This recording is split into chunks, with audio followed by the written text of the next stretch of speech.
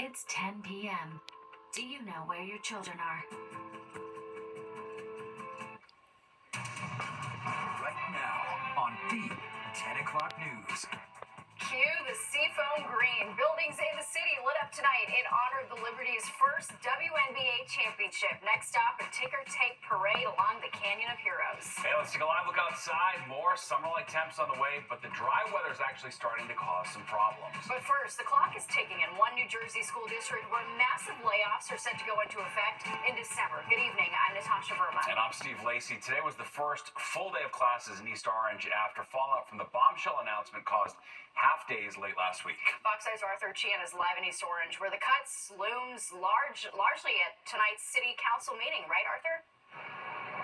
That's right, Natasha. Steve, this is a town with 20 schools and close to 9,500 students, and they're processing a really tough lesson right now. Teachers that were hired just months ago are now getting fired. As such, town officials held a council meeting here tonight to hear from outraged parents and teachers, and while they had a lot to say, it's not clear what they can do to change their fate right now. The school district superintendent says that they suddenly face an $8 million budget gap, but it appears they might have known about this back in March, and now the district says that gap might actually be $25 million, and that they have to cut close to 100 jobs, including that of teachers, which means students from their classes will be combined into other classes, increasing class sizes out here. Now, in response to the cuts, many teachers called out sick on Thursday and Friday of last week in protest, sending parents into a tailspin. In this town, it's very common for both parents to be working, and those parents had to scramble for childcare last week. Now, leaving the meeting tonight, many told us that this is not a budget crisis. They don't see that as a problem. They see this as a management crisis,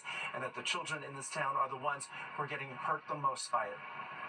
We already have a failing school system, so when you eliminate positions and you eliminate teachers and you eliminate support staff, we're going to cause them to go further behind the mark that they already are. Especially in African neighborhood, people are so busy just trying to live day to day, and then they just have faith that, the people in positions are going to do the right thing. So, a lot of parents didn't know about this, but this situation did not happen overnight. It's just that, people just didn't know about it. Now, it really appears there is a trust issue out here in this town. The school superintendent saying that they have to make these cuts now because if they don't, the state will step in. But many parents we talked to tonight out here and teachers say maybe the state taking over is a pretty good thing. Either way, those cuts go into effect on December 15th. That's the latest from here in East Orange, New Jersey, where we are live tonight.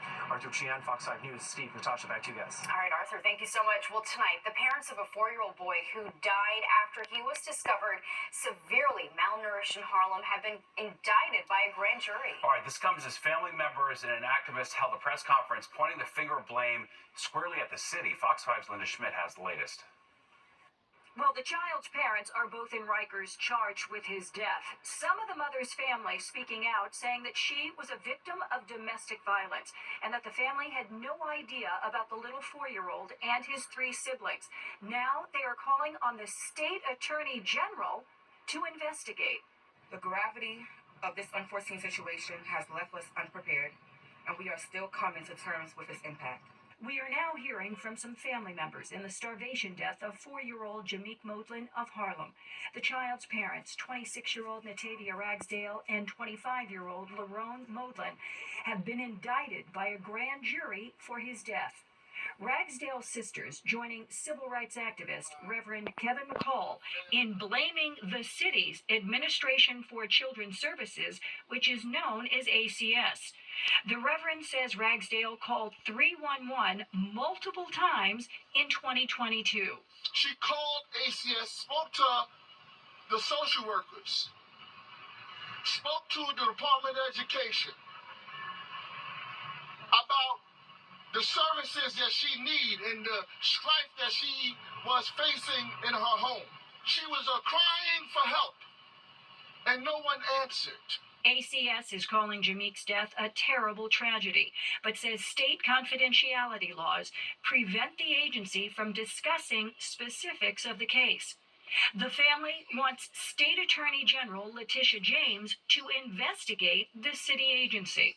We want the Attorney General to open up an investigation because some heads need to roll. The parents have 3 other children, ages 5, 6, and 7. They remain in the hospital recovering from malnutrition. The family was not aware of the circumstances within the household. The family was pressed several times as to when they last saw Jameek and his siblings in person, but they could not remember. Linda Schmidt, Fox 5 News. Well, a home in New Jersey was destroyed by a fire this afternoon, and it sadly killed the family dog. This is what's left of the property on Wilbur Street in South River. That fire broke out around 3:30 this afternoon.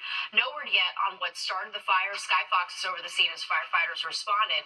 Traffic in the area was affected as crews from multiple surrounding towns worked to put it out.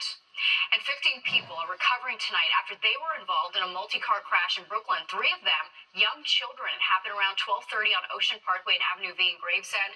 Police say 6 vehicles were involved. 7 people had to be taken to the hospital, including a 6-month-old, a 1-year-old, and a 2-year-old. No word yet on what led up to the crash. A construction worker recovering tonight after being trapped in a collapse at a site in Connecticut. The Bridgeport Fire Department says a brick wall in a basement fell on top of the worker just after 9 o'clock this morning on Stratford Avenue. While first responders were working to get to him, there was a second collapse.